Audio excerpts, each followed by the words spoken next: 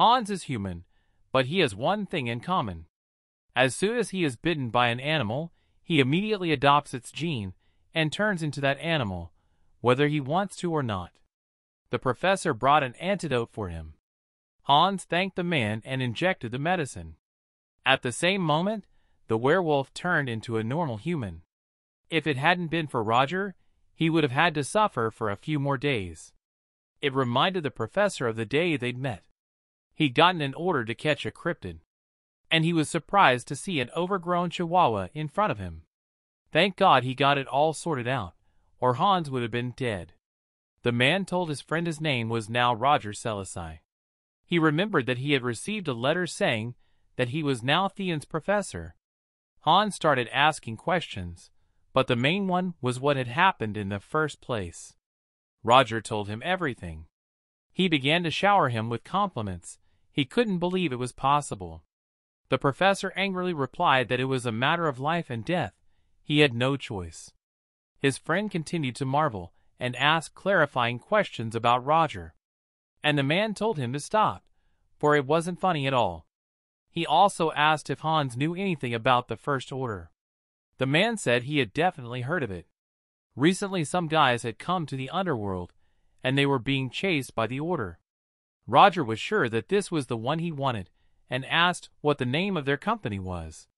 Hans replied that it was called the Black Dawn.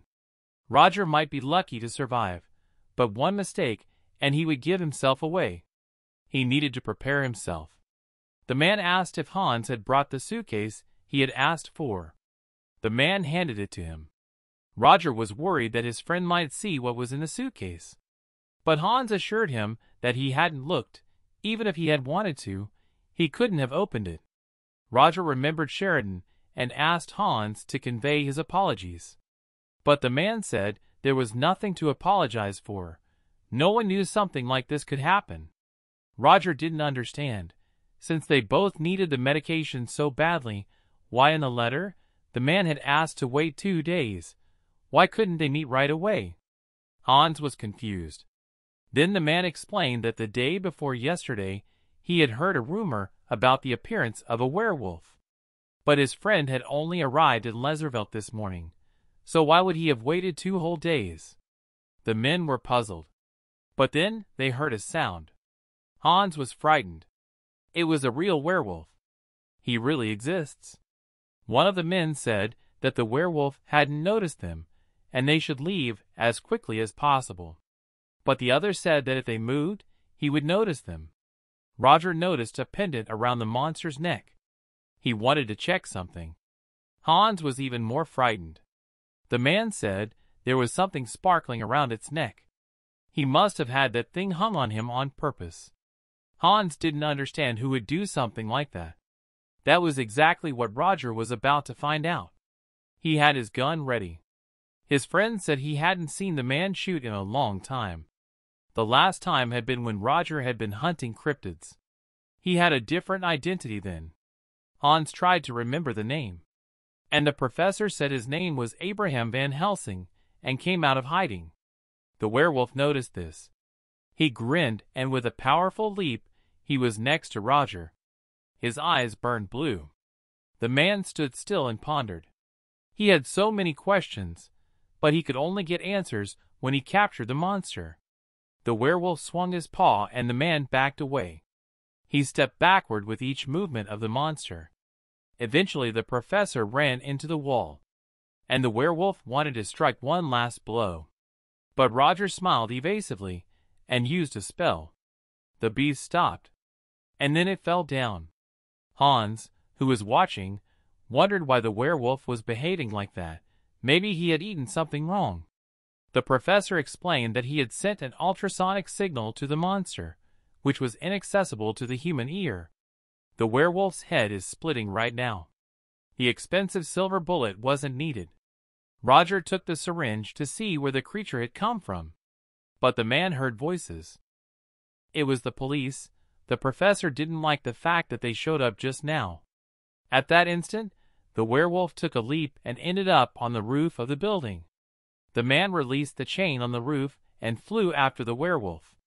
But the man started to run away. Roger can't let him get away. The policemen noticed something on the roof, and one of them ordered to detain anyone who arouses suspicion. At this time, the professor was still chasing the werewolf. They were jumping from roof to roof. Finally, the monster stopped. Roger said he only wanted to subdue it. They stood opposite each other. The werewolf gave the professor no choice, and he launched several dozen shurikens at it, but the monster dodged. The man praised his reaction, and said he had planned to finish him off with a single blow. Then he decided to use magic. He stabbed the werewolf in the chest and gripped his cane tighter. The blue rays of light confused the monster. Roger accelerated, and the werewolf wanted to escape, but he was prevented from doing so by the shurikens that the professor released. And then the man jumped up and hit the monster with his cane. But the werewolf grabbed part of the weapon with his teeth, while the professor was not confused and extended his cane.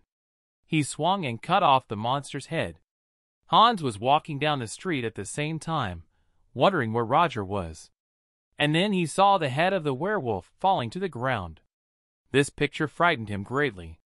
The professor went down to the ground and inquired about the spectacle to Hans. The man was angry. He told Roger to warn him next time. But turning his head, he asked if it was the werewolf they had encountered and if his friend was going to leave him here. He was told that the professor had studied everything he needed to know, and he didn't need the werewolf anymore. Hans asked why he needed his head then. Roger said he wanted to surprise his friend, and he figured the professor wanted to repay him that way. Turns out it wasn't a real cryptid. Someone had created it artificially. Roger thought they should do what they had planned. They should settle down somewhere. Leatherwelk is much better than the capital.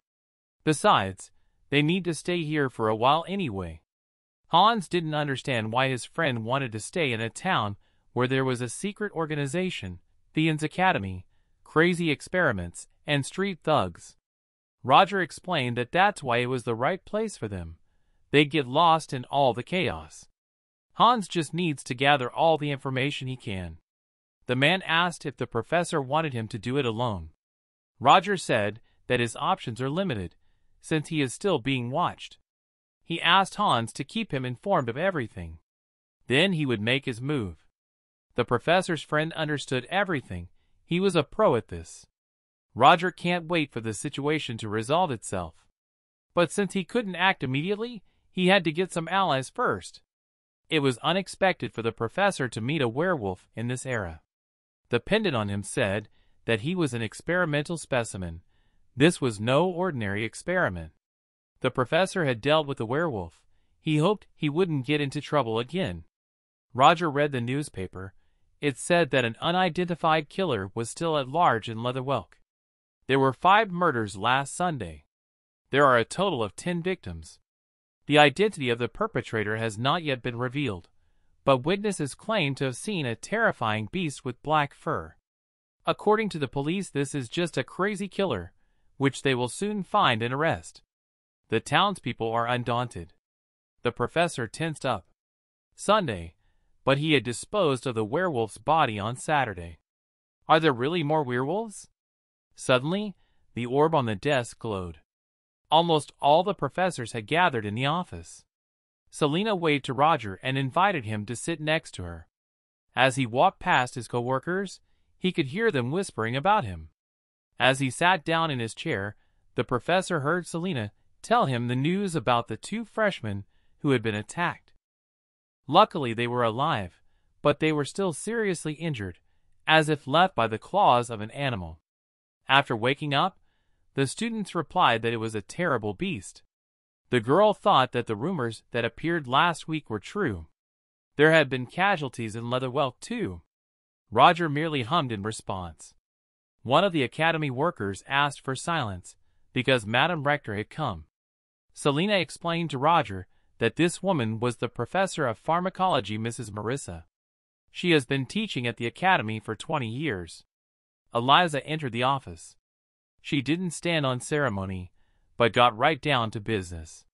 The girl said that she had called an urgent meeting to announce that a criminal had appeared in Theon's Academy. Last night 2 students were seriously injured. The girl didn't know who was responsible yet, but there were witnesses who claimed it was a cryptid, specifically a werewolf. One of the professors started to protest. The rector then turned to Professor Hugo Boratag and asked if he had anything to say. The man said that Theon's academy was under the protection of the Empire. Why would a werewolf be here? One shouldn't believe the students' silly stories about Theon's ghosts. The rector repeated that they had 2 victims. The professor said he heard the girl perfectly well. That's why he says he doesn't believe a werewolf is behind all this. After all, both victims are from noble families. The man suggested that one of Theon's students had done it, namely a commoner. Eliza stood there in misunderstanding. And the man did not calm down. He asked if the girl thought it was the work of commoners, otherwise why only nobles were affected out of all the students. The professor didn't understand why the rector was sure that a werewolf had done it. It sounded much more plausible that someone had impersonated a werewolf. Roger sat and listened to the whispers of his colleagues. It seemed to him that Black Dawn would be at a disadvantage. Apparently the man was wrong. Inciting a people to rebellion at a time when they should be united is how Theon, the best academy on the continent, operates. The man saw something fall on his shoulder. It was a bug. He crushed it with 2 fingers.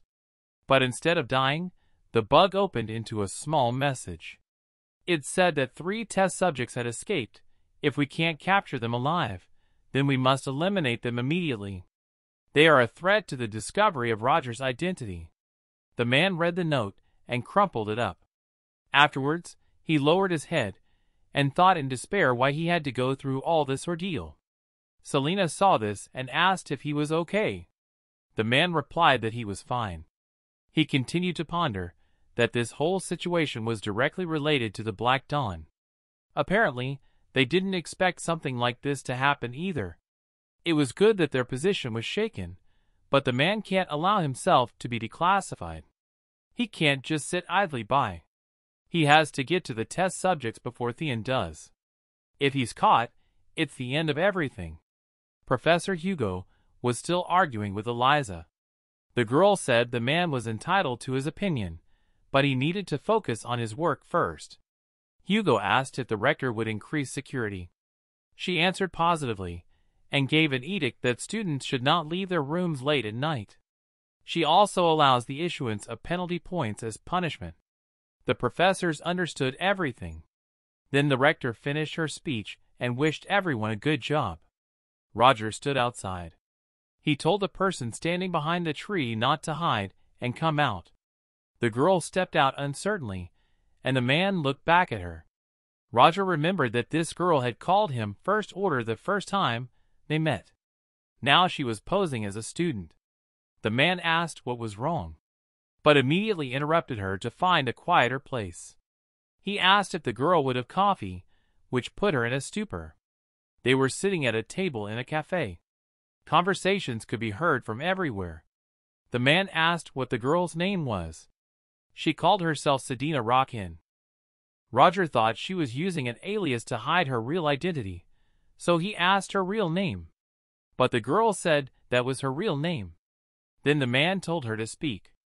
And the girl was worried that other people might hear.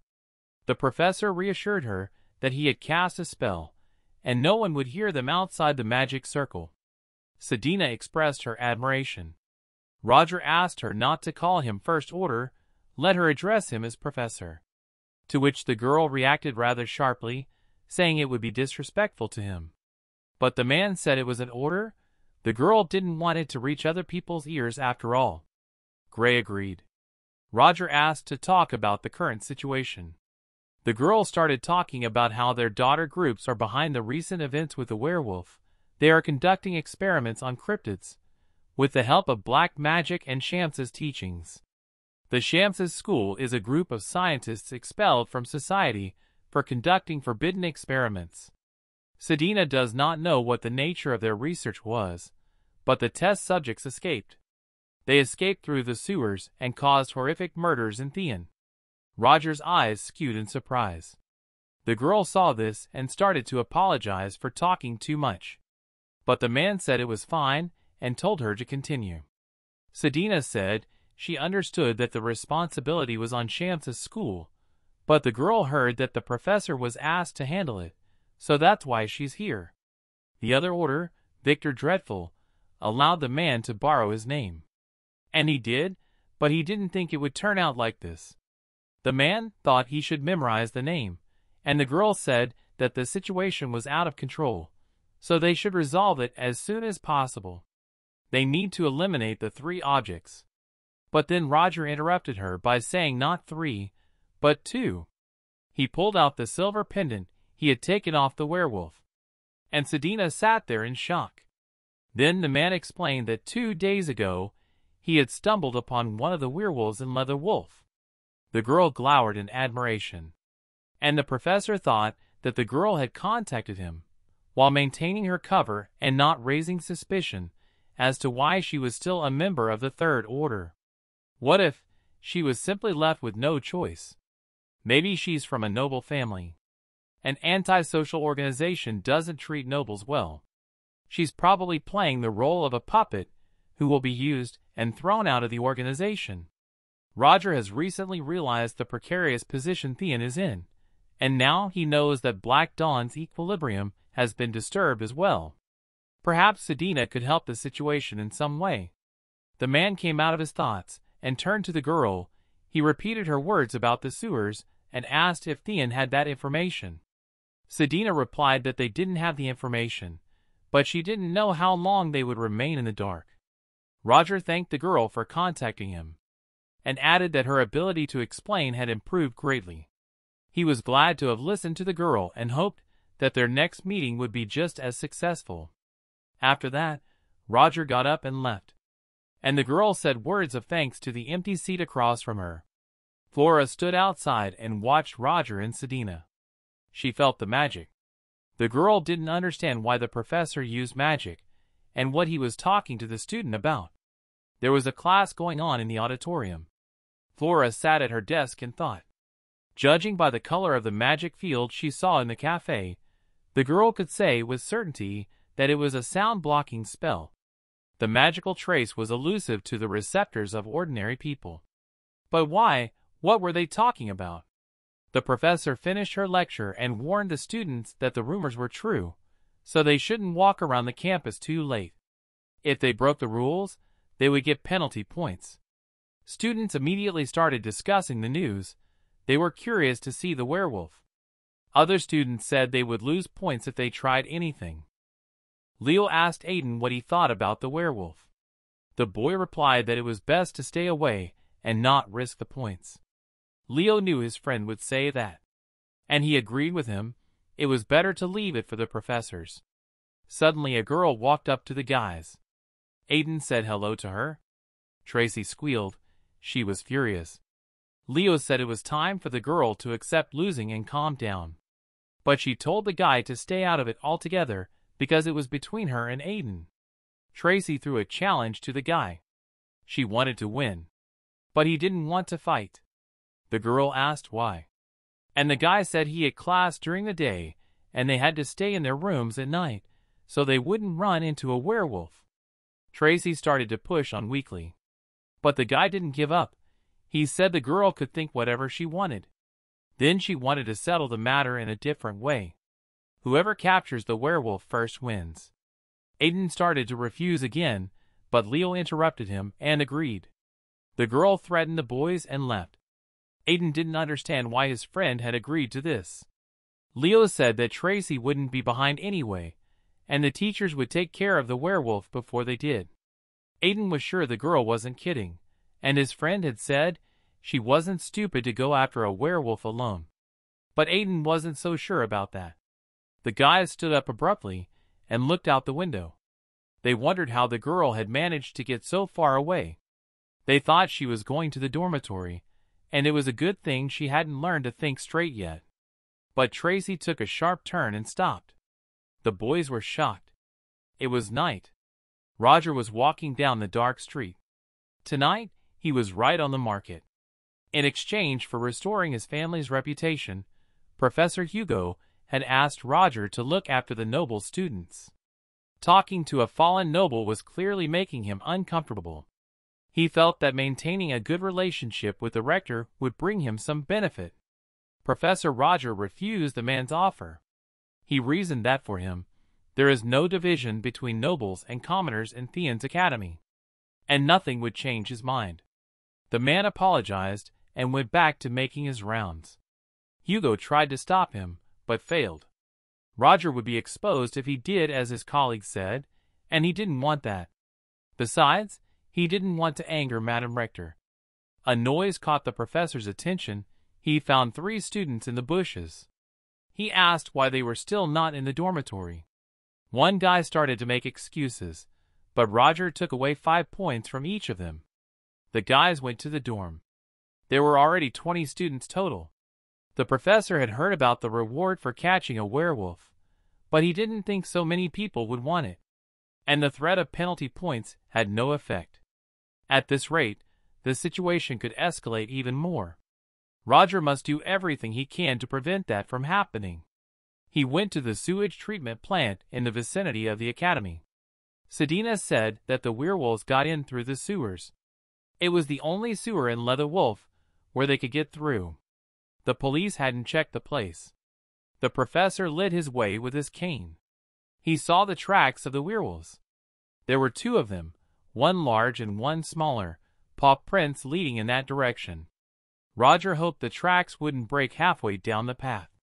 He walked for a while, and then he saw that at a certain spot the tracks diverged. A large werewolf had gone in the direction of the academy. Most likely he was out hunting. He's the biggest threat right now. The man wouldn't be surprised if right now the monster was tracking down another victim. He heard a scream. He rushed to help. Roger decided it would take him longer to follow the trail, so he'd better run to the sound of the voice. The professor saw the werewolf take a swing at the 2 girls. He wouldn't have time to run, so he blinded the monster. It collapsed to the ground. The girls looked at the professor with admiration. He addressed the girls by name and took away 5 points each. Renee and Elendil opened their mouths in amazement. The blonde wanted to hold the man back. She said he had to make sure they were okay. Roger didn't like that Elendil raised her voice at him. The girl said that she wanted to help Rena, and the professor reproached her for forgetting to think about her safety. Renee intervened in their conversation. She asked not to punish Elendil. The girl explained that she accidentally fell asleep while she was studying. Roger was grateful for her dedication, but he said that the girl should realize the seriousness of the situation. Renee apologized.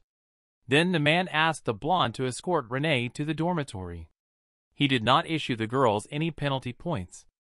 Elendil was surprised, and the professor said he could give them back. But the blonde grabbed Renee and rushed to the dormitory. By this time, the werewolf was already on his feet. The girls yelled at him to be careful. The werewolf decided to run away. Roger ordered the girls to find a safe place and ran after the monster. The werewolf climbed to the roof of the building, and the professor flew after him. Renee turned around and said it was levitation magic. Elendil agreed with her. Roger and the werewolf jumped across the rooftops, occasionally colliding. The werewolf stood in front of the professor. He wanted to hit him, but the man dodged and blinded the monster. While the monster was confused, the professor made a leap and hit the werewolf with magic. The girl stood in a daze. She had never seen a real battle before. The werewolf swung a second time, and the man repelled the attack with magic.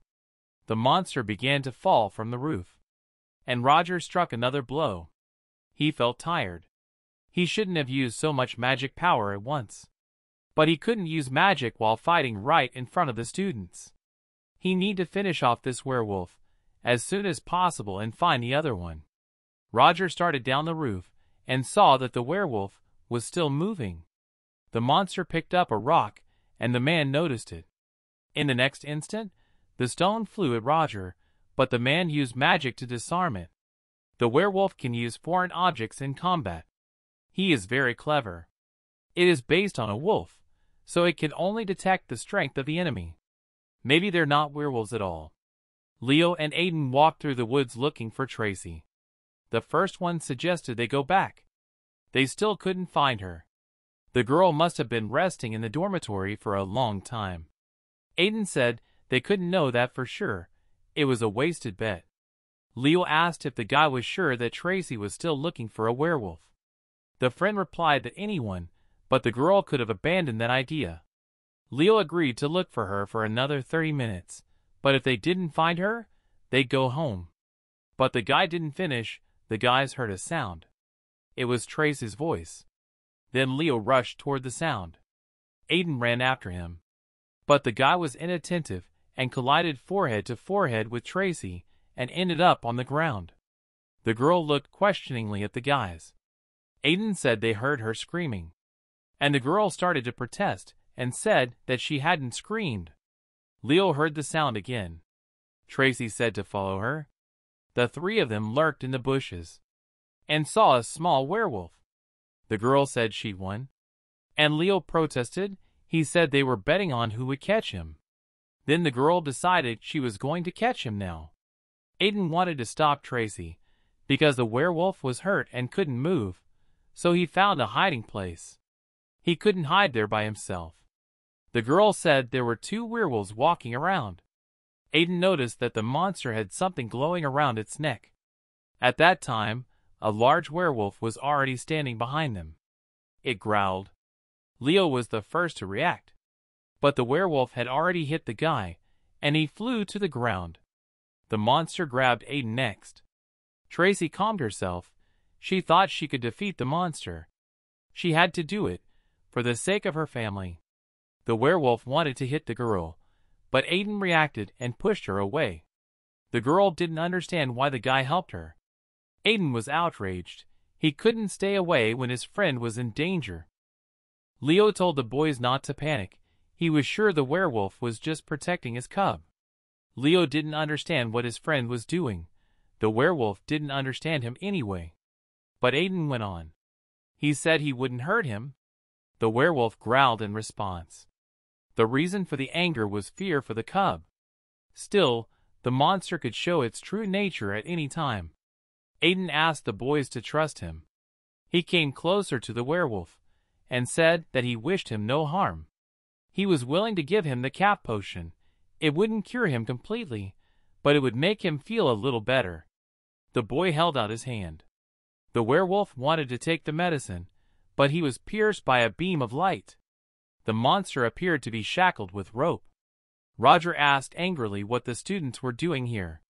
The guys wanted to explain themselves, but the professor wouldn't let them. He sent them to the dormitory. Leo and Tracy didn't argue, but Aiden blocked the werewolf's path. The boy told the professor that the werewolf understood human language. He asked him to think before killing it. Roger thought it was stupid, and the guy tried to change his mind, but the man noticed the cub in the bushes. The professor pushed Aiden away and burned it to the ground. The boy sat there in misunderstanding. Roger said the students would get their punishments tomorrow, but now it was time to go to the dorm. The next day the guys sat around the table. Leo didn't understand how they had gotten caught in front of Professor Roger, and Tracy thought about the fact that she couldn't do anything. The girl looked at Aiden. The rector entered the office, followed by Professor Roger. The students were astonished that Eliza herself had come to them. They realized that since the rector herself was here, they wouldn't get by with a simple disciplinary punishment. Roger asked their opinion why he called them in. Leo said to give them punishment. The professor replied that was true. They should realize how willful their act was. If something went wrong, new victims would not be avoided. Eliza intervened in the conversation and cheered the boys up, for everything had turned out all right. She asked Roger not to intimidate the students. The professor said they couldn't let them get away with it. The rector affectionately said that the situation had been resolved in their favor, and besides, the man had described the situation to her in detail. Eliza turned to Aiden. She'd heard that he'd risked himself to protect Tracy. The boy began to deny it. The rector was sure that he realized how dangerous that act was, so he gets 10 penalty points. However, She could not reproach them for the actions they decided to take in such a difficult situation, so the girl also gave 20 points to each of them as a reward. The boys were shocked. The rector asked if Roger was okay with it. He replied that he wouldn't dare to cross her. Eliza told the boys to go back to their studies. They thanked her and left. When the door closed, the girl asked if the professor was satisfied. She didn't expect him to ask to be gentler with them. The man thanked the rector. He hoped that the students would not find out about his request. The girl assured him that they would. Afterwards, she asked if Roger had noticed anything strange about the werewolves. He replied that there was nothing that caught his eye. Eliza was in any case grateful to the man for his rejection, thanks to which no one was hurt. The girl left the professor to himself. He had certainly seen one thing that night. It was a man who had not completed his transformation. These experiments are not done on wolves, but on humans who are captured and turned into werewolves. Roger didn't regret his choice, because if he hadn't slept with a werewolf, he would have been in trouble. In addition, he was influenced by the fact that many people suffered because of them. Therefore, he had no way out. Roger pulled a negotiator out of his pocket. He wanted to talk to Hans. The guys were outside. They were sitting on a bench discussing their punishment, which turned out to be no punishment at all. Tracy asked Leo how his arm was. He said that it was fine, but that he needed to wear a bandage for a few more days. The girl looked at a worried Aiden and tried to find out what was wrong, but the boy said he was fine. The only thing that bothered him was the collar on the baby werewolf. Tracy was surprised, and Leo asked him to keep his voice down. Aiden went on to say that was one of the reasons he had tried to stop Professor Roger. What if they were artificially created? Leo thought about it, and said that there was a rumor going around that there were suspicious individuals hiding in Theon. The girl thought it was all fiction. The boy couldn't say for sure, but a werewolf and a collar seemed strange enough to him. Aiden supported his friend. Tracy was beginning to suspect Professor Roger, but Aiden didn't agree with her. Although his facial expression was odd that day, he had definitely noticed something. The girl asked if the professor was hiding something. The boy wasn't sure, but he thought Roger knew a lot more than they did. Perhaps it would turn out to be just Aiden's imagination, because Theon's professor wouldn't do something like that. But what if it was true, and Professor Roger had something to do with these rumors? Tracy declared that it was silly. The boys were thinking too much. The girl asked if they remembered what Mrs. Rector had told them. Professor Roger told her everything in great detail. Would he do that if he was involved in something? He tries not to show it, but he really cares about his students. How could he be suspected of anything? The guys agreed with the girl and decided to go out to lunch. They called Tracy with them. She was very surprised by this. Aiden said that friends often do that, eating together. The guy asked if they were friends, and the girl blushed but said yes. Roger sat over the papers Hans had sent him. They contained the total number of missing Leserville people and a list of public gathering places. Hans knew a bunch of big guys who hung around the abandoned factory all the time. That's what they're after. Hans also checked the information about a few missing workers. Roger asked if there was a family of 3 among them. Hans confirmed it and added that it was the only case of a whole family disappearing. Roger was going to check out that factory. 2 men stood leaning on the railing. One of them asked how long they'd be here, and the other said 2 more days. They were angry at how the werewolves could have escaped in the first place. That kid hadn't gotten enough of the drug. They wanted to increase the dose, but he started screaming and crying. He got everyone on edge. But no one was ready to confront his angry parents when they saw it. The second man was surprised, because the parents had already been turned into werewolves, but they were still worried about the child. The other man confirmed this, and added that this was why they had gone on the rampage and fled. As far as the man knew, they had a confidant who could handle the situation. The men were suffering over some fucking boy. If they had been there, they would have shown the right way. Suddenly they heard a sound. The men looked over and grabbed their weapons. but bullets flew into their heads from behind, and the men fell dead. Roger remembered the conversation with his friend before coming here. The professor was walking with a mask and robe to be inconspicuous. Hans was surprised that the man had come. He asked if Roger was going to go alone. The man asked if Hans wanted to help him, and the man replied that he could knock out several opponents. But Roger said he could do it on his own and asked how many were there. The friend said about 40. They are going to leave, so there is no time to waste. In 3 days there will be no point. Roger has to be prepared for the fact that they are armed. 2 wizards and 3 in full battle ammunition. Hans said that the way to get there was through the sewer passage. Roger asked his friend how old the child was. Hans said he was 7 years old, very young. With anger, the man was walking down the hallway. He walked through the door and killed everyone present. Some fly was watching him. People in the room were working and talking. The boss ordered everyone to be quiet. He said they had a rat. One of the employees assumed it was someone from the security department. The warden denied it. It was good for them, because no one would miss him if he died. The men opened fire on the professor, but he defended himself with magic. One of the men said that bullets wouldn't help, they should arm themselves with knives. Roger started to pull out his gun, and one of the men wanted to say that his weapon wouldn't work, but he didn't have time, because he was already dead. The professor used magic bullets. Suddenly another man appeared who brought some kind of weapon with him. He said that magic wouldn't work against this thing, so he started to use it. But that didn't help either, because the professor used elemental magic with the addition of alchemical metal. Electric power wouldn't help here. Then Roger punched the tank with electricity, and the current struck the metal armor of the attacker. The total was already 20 men. The professor shot a fly. He knew he was being followed. They use insects as a means of surveillance. Could it be that these are the same brothers insects from another world? The man felt they were waiting for him. But first, he wanted to deal with these insects. The man used ultrasound, to which flies are sensitive, and they all died. The boss sitting on the barrel stopped receiving the signal through the insects, but before that, he felt a vibration. The sound waves were similar to those created by elemental wind magic. The man thought that if the attacker really wielded it, they were in trouble. Small insects wouldn't be able to handle such powerful energy.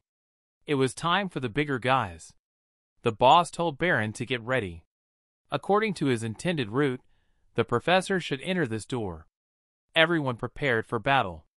Suddenly, the lights went out. The man assumed it was the antics of one of their werewolves. He turned to tell Hen, but he was already standing decapitated. The man was frightened. He didn't understand how the attacker had managed to sneak in here, since it hadn't been that long since the lights had gone out. He should have struck before the man did. Then the blond man released the centipedes. Roger tried to attack him, but he dodged. The man didn't realize what kind of mage he was since he fights hand to hand. But he is quite dangerous, so the blond man should be more careful. The professor was using magic, and the man didn't realize how he did it so quickly. In the next moment, the blonde was already burning alive, and the others noticed that the stranger was inside. Roger pointed his gun at the blond man and shot him. The professor looked around at the men. They were looking at him with fear. Roger noticed something coming at him and managed to jump back. They were the limbs of insects. They ran up to Hen, the man with a severed head, and he came to life. He was in pain and didn't expect Roger's attack to be so sudden. He didn't even have time to appear before the professor had already finished him off. The man asked a rhetorical question and added that the severed head did not inconvenience Hen. The same said that his body had reached a transcendent state. He did not grieve for his dead brother, but promised that Roger would pay when he tore him into small pieces. The workers began to flee. Hen started throwing people around the room, heading toward Roger. The man asked if he didn't care about his subordinates, and the insect told the professor to stand still if he wanted to save them. Roger started shooting at the monster, but the bullets didn't help. The monster tried to strike, but the man dodged and used magic. He wanted to set the huge centipede on fire, but the monster dodged, to which the professor was very surprised. Hen's claw grabbed Roger. He tried to use fire magic again. This time he succeeded, but the centipede withstood the powerful blast of magical power. Hen said that the man would need to use at least a 4th level spell to fry it. He laughed and pulled his claw toward Roger again. But the man was gone. The bug was furious that he was gone. But then an iron beam flew at him. Hen reacted quickly and chopped it in half. With his quick movements, the professor reminded the monster of a winged insect. The man stood opposite and thought that the pistol and 3rd level magic were powerless against the bug. The chance to use a 4th level spell was also hopeless. Then he would have to go to extreme measures. The monster left the professor no choice. So he used another magic trick. Hans stood outside. He was cold. He thought that his friend should have finished by now. Fighting 2 dark mages was not an easy task, but Roger was not the type to lose. The man saw a white light coming from the building. There was an explosion, and a fire started. It was then that Hans realized that Roger had used his true magical power after all. He didn't understand what that meant, because magic is magic. The professor came out and said that he had taken care of all the test subjects. Hans asked if their assumptions were correct, that after the transformation the werewolves could not return to a human body. The professor had confirmed this. Hans held a vial of liquid in his hands. It was a drug that turned people into werewolves. He thought it was horrible. And Roger said he'd figured out who was behind it. His friend was surprised. He said he couldn't stop him and left, leaving Roger to his own devices. There was mayhem in the dining room of the house. Shards of glass flew at the girl. The old man shouted at the servants that no one there was capable of doing their job. He called his employees names. And then he left the dining room, just as indignant. He had invested more money than they could ever dream of, and they couldn't even keep track of the objects of the experiment. The old man didn't know whose hands it was, but the important thing was that the test subjects were taken care of. Soon, he would receive the results of the research and could start the next stage. Just a little more, and the drug with which he could regain his youth would be in his hands. In addition to giving the appearance of his former years, it will make the old man stronger and more perfect. The man was unable to finish his thought because Roger appeared on the balcony. He turned to Belfort Rickson. The latter was frightened, and the professor pounced on him. The man pinned the old man to the floor and began to strangle him. Belfort called for security. But the professor had installed a sound barrier around the perimeter of the room, so no one could hear the cries for help. Roger wanted to ask just one question. He asked to imagine a surviving 7-year-old child who, like his parents, had to face this monstrous reality. A child looking into the eyes of his killer with a smile before he died. And in that smile was gratitude. The professor asked the old man's opinion, what the man who had no choice but to burn his family with him to the ground felt at that moment. The old man chuckled. He offered to talk. And Roger wouldn't let him go. He wanted him to answer. But the old man was restless. He said to forget that by killing them, Roger had thwarted the course of events. It wasn't a big deal, killing a couple of scum. They gave them a chance to do something useful for once in their lives, a chance to serve the advancement of mankind. Roger heard him, so he took out a syringe of potion and injected the contents into the old man. There was not an ounce of anger in the professor now. The old man didn't realize what he had been injected with. Roger said that he had looked over the research notes, and he found them quite curious. It turns out that even a small dose of the drug can turn a man into a werewolf. But here's the interesting thing. What are the consequences of taking a large dose at a time? The old man started to turn. He became a werewolf, but with mutations. No matter how Roger tried to make the old man feel, he wouldn't understand. Instead, the professor would make him feel what they were feeling. The servants heard a sound and ran in his direction. They opened the door and saw the monster. The people decided that they needed to subdue him, and those who did not possess magic were instructed to look for Mr. Rickson. The servants began to strike with magic. At this time Hans and Roger were in a room with important materials. The professor said that Hans could take some for work and hide the rest. He had been trying to get to this place for so long. Hans suggested that his friend look around, but Roger said he would come back here again. Next time, the professor would need a better person to cover him. Hans understood him and wished him a good rest. The professor walked down the street. He looked at the river. There was a boat there. He clenched his fists and kept looking at it. In the morning, a lot of reporters gathered outside Rickson's house. They were all discussing the news that he had been eaten by a monster. 2 reporters were discussing what had happened.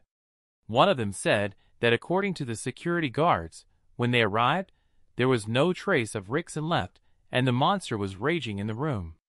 A second reporter suggested that the rumors about Belfort Rickson's involvement in black magic were true.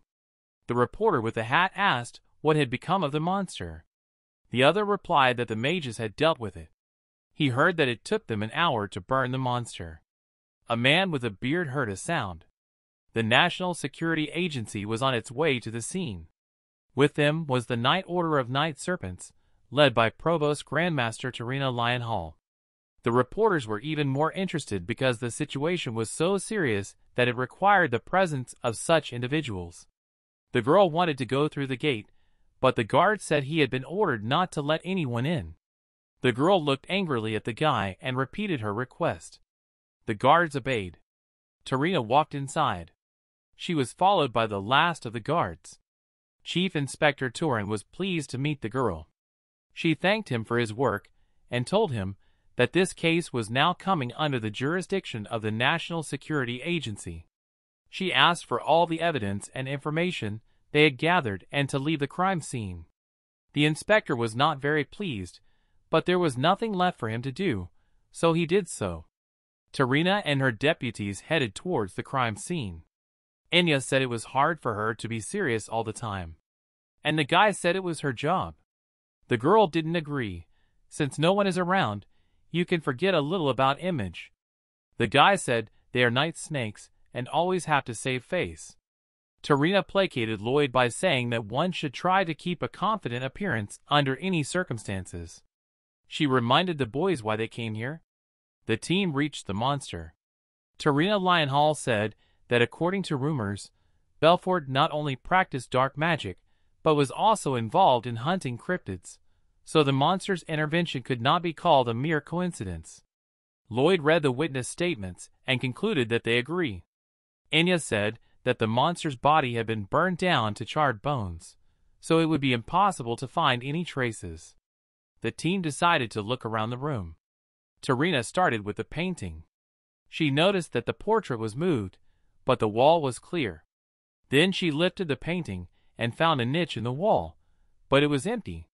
The girl assumed that a safe stood there. Lloyd said that Belfort Rickson was known as a sinister businessman. Perhaps in the safe he hid his dirty money. Someone like him could have kept his secret emergency fund here. At least until last night, the safe was still inside. That was indicated by the lack of dust. Tarina began to reason. The sudden death of a multimillionaire, the monster, the missing safe, too many components to call it a coincidence. From all of this, the girl concluded that there was someone else who had taken part in Belfort's murder. The question was, how had he gotten away without leaving prints? The only person she knew who could pull something like that off was Arsène Lupin. Lloyd questioned what the girl was talking about, but she said it didn't matter. Tarina asked the boy if he remembered any strange happenings in Leatherwelk lately. He said there was one. It was an explosion in an abandoned factory. It happened just before Belfort's death. The girl was sure they'd find clues there. So they went there. Roger sat in his room, holding his head. These side effects would finish him off. True magic power required too much energy expenditure. If it wasn't for the pills that helped save magic, the professor would be much worse off. He's relieved. At least he'd burned all the werewolves in the lab, getting rid of the evidence, and now he could forget about the situation. Though no, there was still someone else Roger needed to deal with, Aiden. He didn't back down until the very end, blocking his path. The professor must have been badly holding back his emotions. And the guy might have noticed something, since he was standing closest. Roger immediately consigned the werewolves to the fire, but just a second might have been enough for Aiden to see something he shouldn't have. The professor hoped it would go away, because it wasn't a given that the boy would keep quiet. And then the man would have to kill him. Roger remembered how the guy had behaved with the werewolf. The man clenched his fist. He couldn't do that to Theon's student. It was too risky. Besides, Aiden wasn't an ordinary student. He was under the care of the Lady Rector. Anything happened to him, and the professor would immediately fall under suspicion. Roger plopped down on the bed. Now he had to concentrate on resting and healing his wounds. The man suddenly remembered that the guy had written that a traveling mage had taught him a special magic technique when he was a child. Should the professor take that as a strange coincidence? Tarina and her team were at the burned-down factory. It wouldn't be easy to find anything, since everything had burned to the ground. The girl wondered where the fire had come from in an abandoned factory. Moreover, just before Belfort's death, Lloyd suggested that the factory was only officially considered abandoned, but in fact it was still in use. Tarina agreed with the boy. Enya put forward another theory, that dark mages or cryptids were doing research here, but when they were caught, they got rid of the evidence.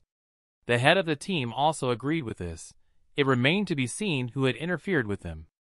The girl knew about the incident, but she didn't think it would be relevant to their case. Maybe the arsonist didn't just want to start a fire, but was doing everything he could to get rid of the evidence. Or was it just a coincidence? There were too many factors pointing to that. Tarina asked Lloyd if there had been any other unusual cases besides this one. The guy said no, except for that fuss about the werewolf a few days ago.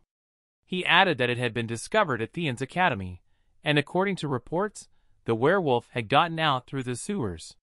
Tarina wasn't surprised, since the security there was lax, but she was curious about the students and the werewolf. Lloyd said that the werewolf had injured 3 students, but one of the professors had dealt with it. The girl asked if they had identified the corpse. The guy answered in the negative and added that all the remains were burned.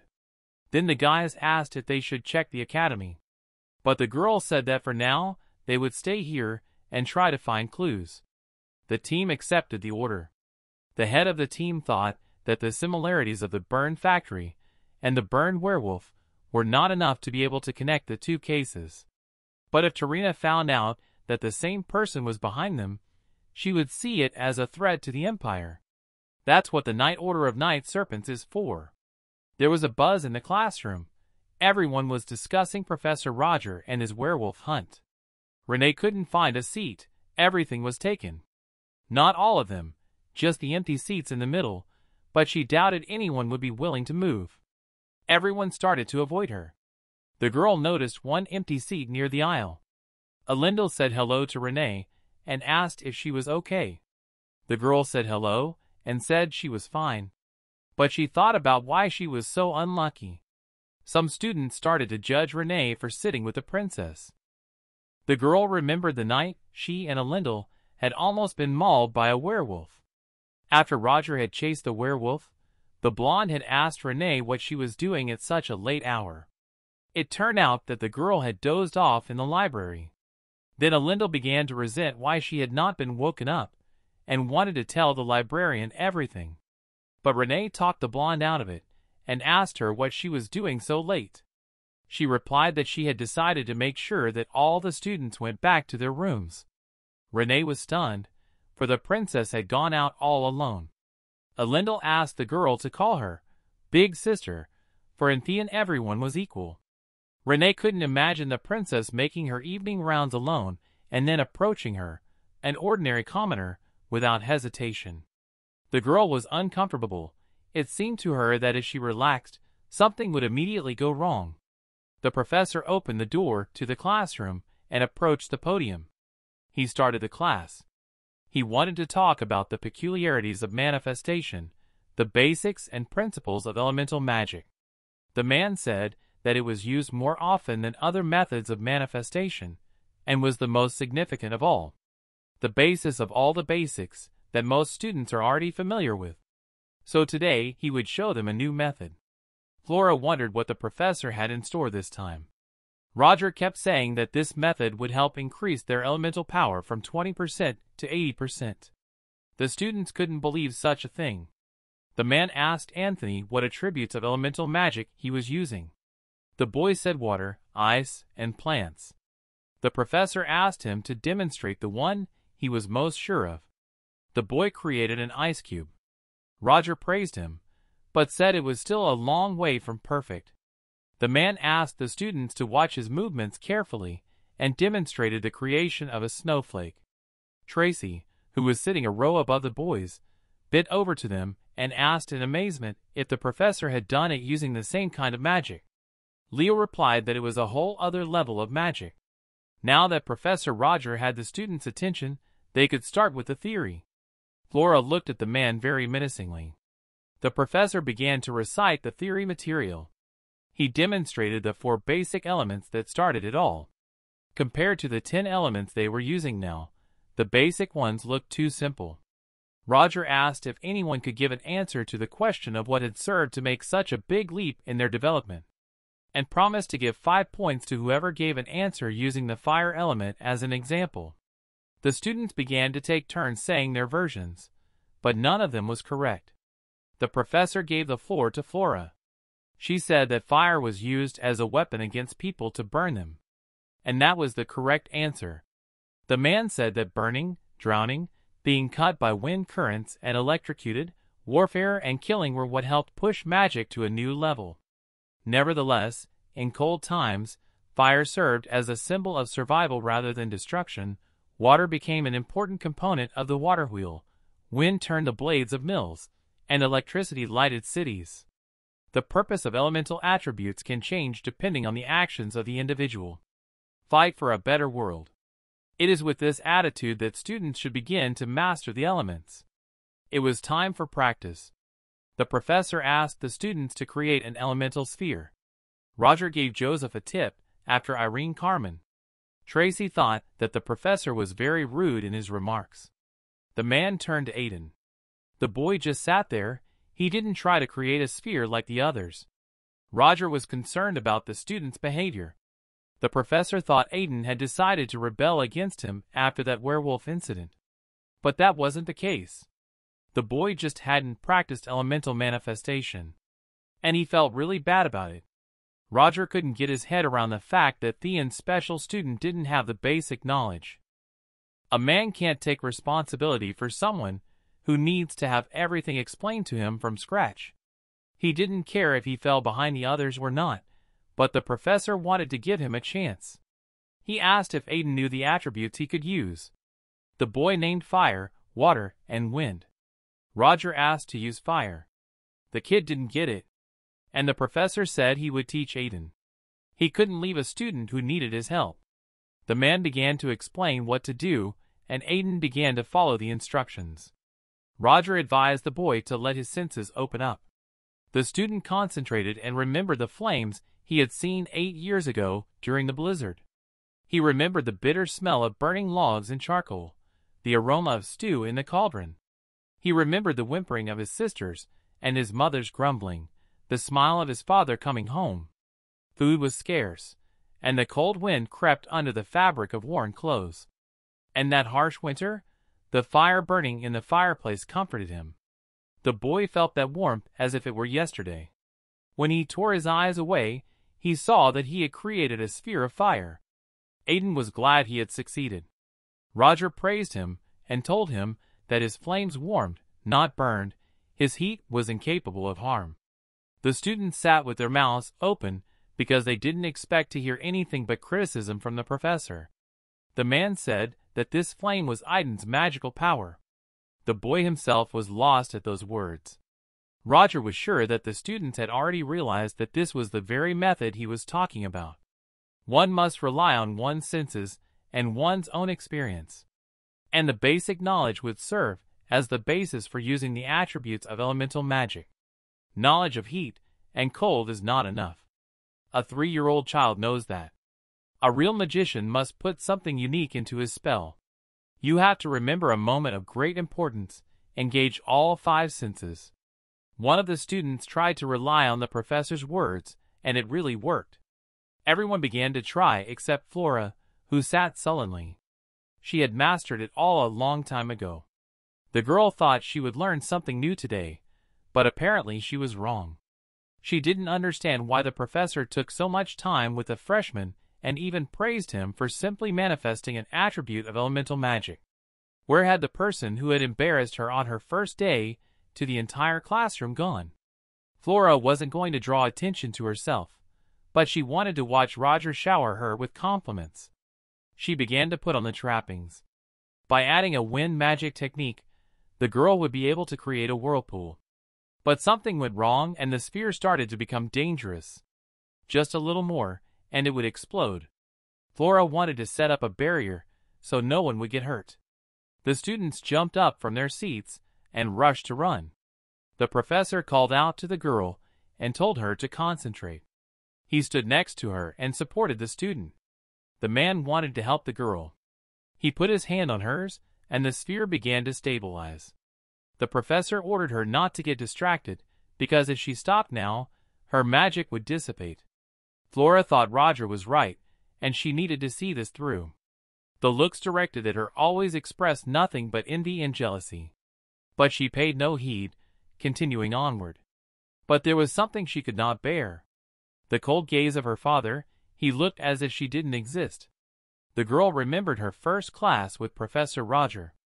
That day, after the humiliation, she had felt defeated for the first time. And it had hurt her so much that even the much unwanted memories from her childhood came back to her. Flora couldn't see the expression on the professor's face, but she knew he was looking at her the same way her father had once looked at her. Lumos never forget their abusers. One day, she would surely fight him and win. At least she thought so. The girl turned her thoughts back to the sphere. The energy stabilized, and she succeeded.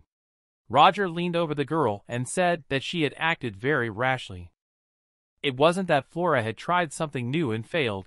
That's normal. Everyone makes mistakes. It was that she had put other students at risk. And the girl understood that. But the professor said that the girl had ineptly applied 2 elements, and she was angry. Roger went on about mixing fire and ice.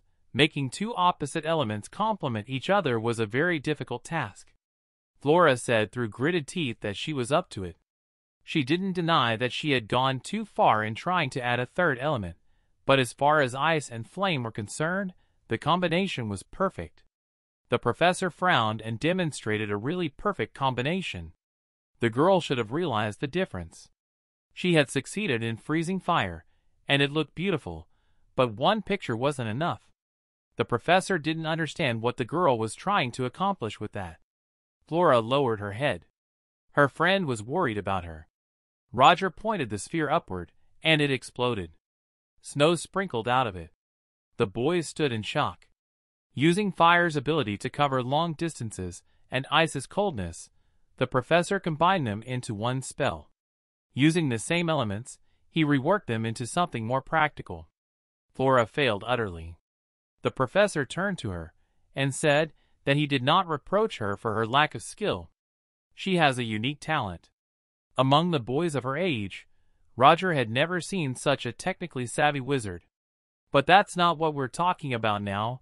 It's more substantial. In Roger's opinion, Flora was just playing to the audience. He had no right to tell her what to do, but the man advised the girl to choose another goal, for her own good. The professor told the boys to go back to their seats, and went to his own. Flora thought of the fact that in the professor's eyes there was neither reproach nor mockery, but only sincere concern, which was not even in the look of her own father. The girl's friend immediately rushed to her. Flora assured her that he just had a headache due to using a lot of mana. But in fact, the girl felt like she was about to faint. She wondered about the professor's well-being for some reason. Roger felt no better. Taking a pill before class was very helpful. The man thought that the girl was able to not only combine the elements, but also complete the highest level spell of the 3 elements. Roger remembered how at one time his teacher had also scolded him severely after a similar prank. He hoped that Flora wasn't really hurt by his words. Even so, she would definitely get over it and heed the advice, for they were not empty words. There were no weaklings at all among Theon's students. Madame Rector had mentioned that this year the Academy admitted many talented children, the so-called Golden Generation.